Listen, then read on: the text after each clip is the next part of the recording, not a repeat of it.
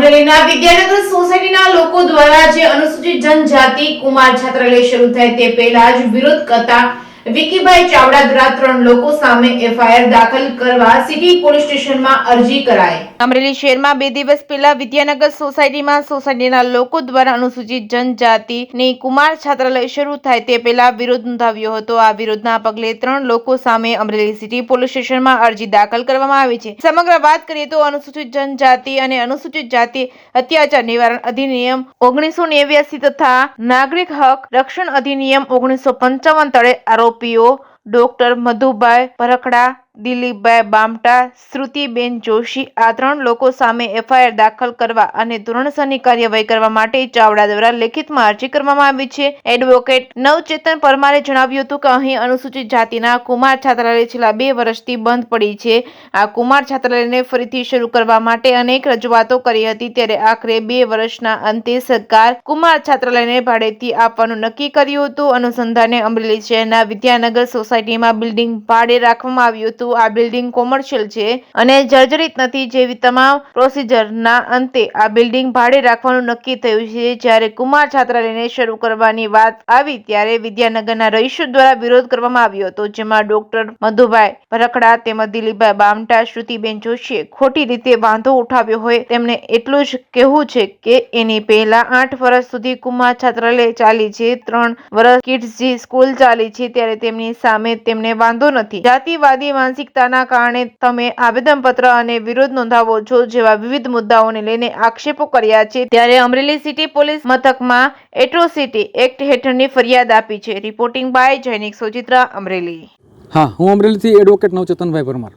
અમરેલી જિલ્લા પ્લેસ છે અને અહીંયા અનુજાતિ સમાજના કુમાર છાત્રાલય છેલ્લા 2 વર્ષથી બંધ પડી છે।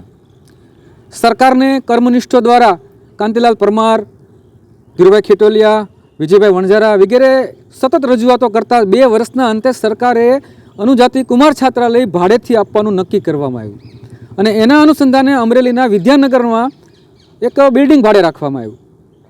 એ બધી પ્રોસેસ 6 મહિનામાં થઈ। બિલ્ડિંગ કોમર્શિયલ છે, જર્જરિત નથી, તમામ પ્રોસિજરના અંતે મંજૂરીના અંતે ભાડે રાખવાનું નક્કી થયું ને જ્યારે ચાલુ કરવાની વાત આવી ત્યારે વિદ્યાનગરના રહીશો પૈકી ડૉક્ટર મધુભાઈ ભરખડા, દિલીપભાઈ બામટા, શ્રુતિબેન જોશી વગેરેએ ખોટી રીતથી વાંધો ઉપાડ્યો અને એને અમે એટલું જ કહેવા માંગીએ છીએ આ સોશિયલ મીડિયાના માધ્યમથી કે તમારા વિસ્તારની અંદર ત્યાં શીતલ આઈસ્ક્રીમના મજૂરો રહે છે, એની સામે તમને ત્યાં વાંધો નથી।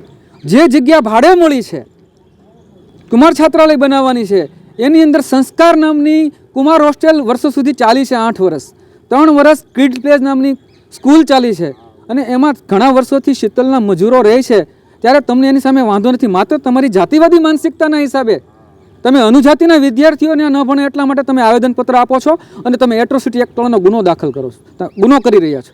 એટલે આજે નામ આપ્યા એ મધુભાઈ ભરખડા, દિલીપભાઈ બામટા અને શ્રુતિબેન જોશીની સામે અમે અમરેલી પોલીસ સ્ટેશનની અંદર એફઆઈઆર કરવા માટે લેખિત ફરિયાદ આપી છે અને અમે ઉગ્ર આંદોલન કરશું અને હોસ્ટેલ તો ત્યાં જ બનશે। એ અનુજાતિના વિદ્યાર્થીઓ છે, આતંકવાદી નથી। એટલે તમારી જાતિવાદી માનસિકતા ખતમ કરો। કોઈ આતંકવાદી નથી આવવાના, વિદ્યાર્થીઓ આવવાના છે। શું અરજી આપી છે તમે? અમે અરજીમાં એવું કીધું છે કે આ લોકોએ મીડિયામાં બાઇટ આપી છે, એ સોશિયલ મીડિયામાં ફરે છે, તમામ ન્યૂઝપેપરમાં આના સમાચાર આવ્યા છે કે આ ન્યુસન્સ લોકો આવી રહ્યા છે। એટલે શું આ અનુસૂચિત જાતિના ન્યુસન્સ ગણે છે? એટલે આવા શબ્દો વાપરી અને એની જાતિવાદી માનસિકતા છતી કરે છે, એટલા માટે એમની સામે એટ્રોસિટી એક્ટ તળની અમે ફરિયાદ આપી છે।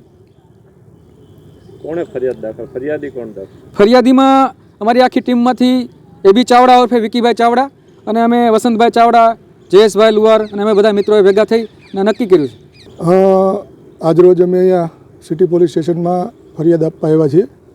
ફરિયાદ આપવાનું કારણ એવું છે કે અનુસૂચિત જાતિ કુમાર છાત્રાલય જે 2 વર્ષથી બંધ હતી અને મહામથામણે માંડ કરીને એક મકાન મળ્યું છે, પણ એ મકાન આપણે વિદ્યાનગર સોસાયટીની અંદર હોય અને ત્યાંના રહીશો અને ખાસ કરીને ત્યાંના 2-3 આગેવાનો, સોસાયટીના પ્રમુખ ત્યાં વિદ્યાર્થીઓ ન ભણે એટલા માટે થઈ અને ખોટા એના ઉપજાવી કાઢેલા પ્રશ્નો લઈ અને આવેદનપત્ર કલેક્ટરને આપી અને ત્યાં હોસ્ટેલ ન ચાલુ થાય એવી એની મંશા છે।